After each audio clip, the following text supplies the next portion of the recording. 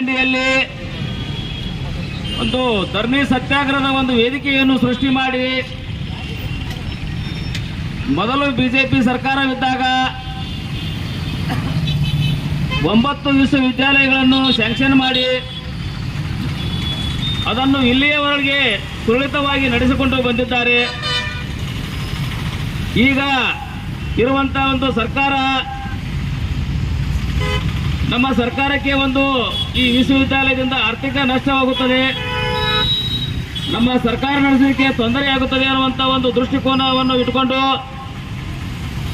ಈ ವಿಶ್ವವಿದ್ಯಾಲಯಗಳನ್ನು ರದ್ದು ಮಾಡಲು ಹೊರಟಿದೆ.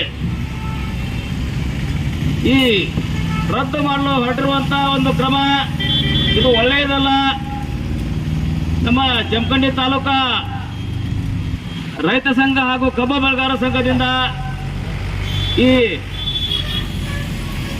ರದ್ದು ಮಾಡಲು ಹೊರಟಿರ್ತಕ್ಕಂಥ ಕ್ರಮವನ್ನು ನಮ್ಮ ಸಂಘ ಖಂಡಿಸುತ್ತದೆ.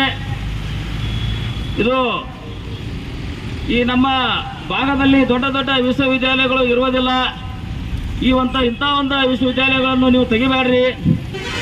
ಬೇರೆ ಕಡೆ ನಮ್ಮಲ್ಲಿರುವಂಥ ಮಕ್ಕಳು ಶಾಲೆ ಕಲಿಯಕ್ಕೆ ಭಾಳಷ್ಟು ದೂರ ಆಗತಿ. ಅವ್ರ ಮನೆಯವರು ಶಾಲೆ ಕಳ್ಸಂಗಿಲ್ಲ. ಅನೇಕ ಒಂದು ಕಾರಣಾಂತರದಿಂದ ಶಾಲೆ ಕಳಿಸಲಾರದಿಂದ ವಿದ್ಯಾರ್ಥಿಗಳ ವಿದ್ಯಾಭ್ಯಾಸಕ್ಕೆ ಬಹಳ ಒಂದು ತೊಂದರೆ ಆಗುವುದರಿಂದ ಈ ವಿಶ್ವವಿದ್ಯಾಲಯಗಳನ್ನು ತೆಗಿಬೇಡ್ರಿ. ಇದೇ ರೀತಿ ಮುಂದುವರಿಸಿಕೊಂಡು ಹೋಗ್ರಿ. ಯಾಕಂದ್ರೆ ಇದು ಒಂದು ವಿದ್ಯಾರ್ಥಿನಿಯರ ಒಂದು ವಿದ್ಯಾ ಭವಿಷ್ಯದ ದೃಷ್ಟಿಯಿಂದ ನೀವು ತೆಗಿಬೇಡ್ರಿ ಅನ್ನುವಂಥ ಒಂದು ಈಗಿರುವಂಥ ಸರ್ಕಾರಕ್ಕೆ ಒಂದು ಒತ್ತಾಯವನ್ನು ಮಾಡುತ್ತಾ ಏನೋ ಬಜೆಟ್ನಾಗ ಅನುದಾನದ ಒಂದು ಇದಿದ್ರು ಒಂದು ಅಡ್ಜಸ್ಟ್ಮೆಂಟ್ ಅನ್ನುವಂಥದ್ದು ಒಂದು ಇರ್ತತಿ. ಈ ಎಲ್ಲ ವಿಶ್ವವಿದ್ಯಾಲಯ ನಡೆಸೋಕೆ ನಿಮ್ಮಲ್ಲಿರುವಂಥ ಒಂದು ಅನುದಾನವನ್ನು ತೆಗೆದಿಟ್ಟು ಈ ವಿಶ್ವವಿದ್ಯಾಲಯವನ್ನು ರದ್ದು ಮಾಡದೆ ಇದೇ ರೀತಿ ಮುಂದುವರಿಸಿಕೊಂಡು ಹೋಗಿ ಈ ವಿದ್ಯಾರ್ಥಿನಿಯರ ಮತ್ತು ವಿದ್ಯಾ ಭವಿಷ್ಯದ ದೃಷ್ಟಿಯಿಂದ ಇದನ್ನು ಮುಂದುವರಿಸ್ಕೊಂಡು ಹೋಗ್ರಿ ಅನ್ನುವಂಥ ಮಾತನ್ನು ಈ ಸರ್ಕಾರಕ್ಕೆ ಒಂದು ಒತ್ತಾಯ ಮಾಡುತ್ತಾ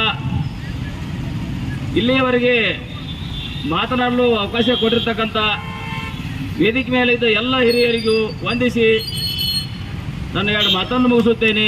ಜೈ ಹಿಂದ್, ಜೈ ಕರ್ನಾಟಕ.